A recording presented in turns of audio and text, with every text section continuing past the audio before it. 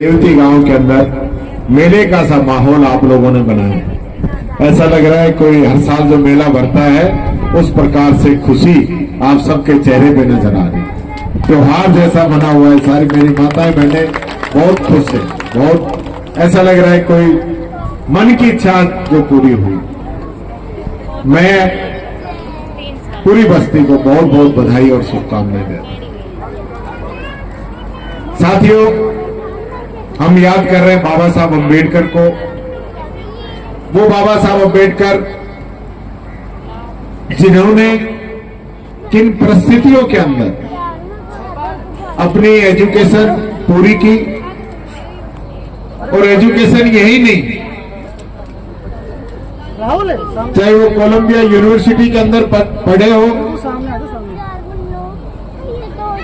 या इतनी डिग्री उनमें इकट्ठी की हो या कितनी भाषाओं का उनको ज्ञान हो या इस देश का संविधान रचा हो, ये सारी परिस्थितियां आज हम जो लोग जो यहां पे हैं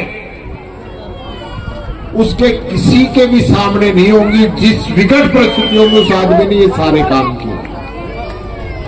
आज हमारे पास सब कुछ होते हुए भी हम करना नहीं चाहते।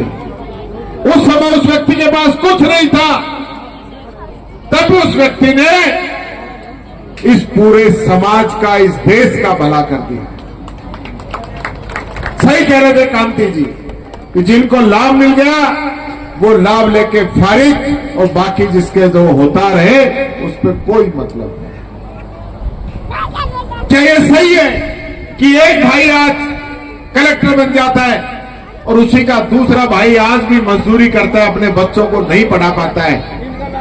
तो इस संविधान की गलती नहीं है, ये हमारी गलती है जो पद पे आ गया, जिसको जिम्मेदारी मिल गई और उसके बावजूद वो समाज के लिए, परिवार के लिए काम नहीं करना चाहता। मैंने बहुत ऐसे परिवार देखे, बहुत ऐसे लोग देखे कि सिर्फ स्वयंभू जो है बस मैं ही हूं, बाकी कोई नहीं।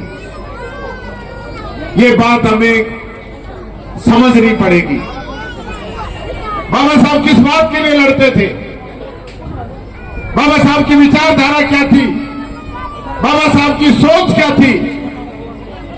ये पूरी इतनी बड़ी जो लड़ाई लड़ी गई, पूरा जो संविधान बनाया गया, इसके अंदर सबसे बड़ी भूमिका क्या थी?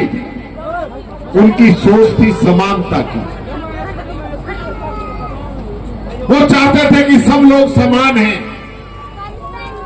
समानता का भाव जागृत होना चाहिए। आपको पता होगा इंग्लैंड, अमेरिका जैसे लोग, जैसे देश जिनके अंदर महिलाओं को बराबरी का वोट डालने का अधिकार मिलने में 100 साल लगे, 100 साल, और हिंदुस्तान के अंदर बाबा साहब ने पहले दिन आप सब लोगों को समानता का अधिकार दिया। ये छोटी बात नहीं है। लेकिन आज किस प्रकार से लोग इस संविधान पे हमले कर रहे हैं। ये नारा दिया जब उन्होंने संविधान लिखा। संविधान किन परिस्थितियों में लिखा गया ये सब सबको पता है। जैसे कि मांगीलाल जी अभी बता रहे थे आपको, ये सबको पता है। अगर आज बाबा साहब संविधान नहीं लिखते तो मैं मानता हूं आगे SC ST OBC के जो भाई हैं शायद बहुत पीछे होते। आप लोगों को पता, पढ़ने का अधिकार नहीं था, बोलने का अधिकार नहीं था, पानी पीने का अधिकार नहीं था, रास्तों में चलने का अधिकार नहीं था। आपके पास कुछ व्यवस्थाएं नहीं थी। सामंतवादी ताकतें यहाँ पे, जातिगत ताकतें हैवी थी। बाबा साहब ने एक शक्ति के रूप में हिंदुस्तान में जन्म लिया और इनको संविधान लिखने का मौका दिया, क्योंकि मैं मानता हूं उसी युग में शायद एक ऐसा जिनको सिंबल ऑफ नॉलेज के नाम से आज वर्ल्ड में नवाजा जाता है, एक ऐसा पुरुष थे ये जिन्होंने कोई संविधान लिखने का अवसर दिया। बाबा साहब का सम्मान के लिए उनकी मूर्ति का आज माननीय मुखर्जी जी के कर कमलों के द्वारा अनावरण किया गया है, जिसके लिए यहाँ के युवाओं को मैं धन्यवाद देता हूँ।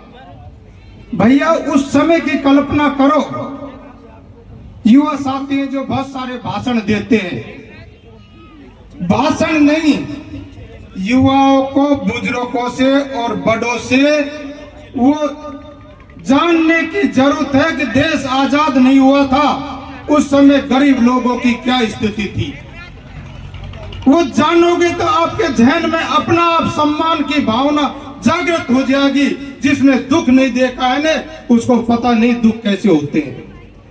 बाबा साहब का जन्म हुआ था, एक पुण्य आत्मा ने जन्म लिया था अपने यहाँ भारत की धरती पे, और जब सब लोगों को दिशा दिखा के चले गए और देश को आगे बढ़ाने का और वंचित लोगों को आगे की पंक्ति में लाने का काम किया, और एक पवित्र ग्रंथ जो आपको समर्पित करके गए, उसका हमेशा हर भारतीय को सम्मान करना चाहिए, जिससे अपने कानून से देश चलता है।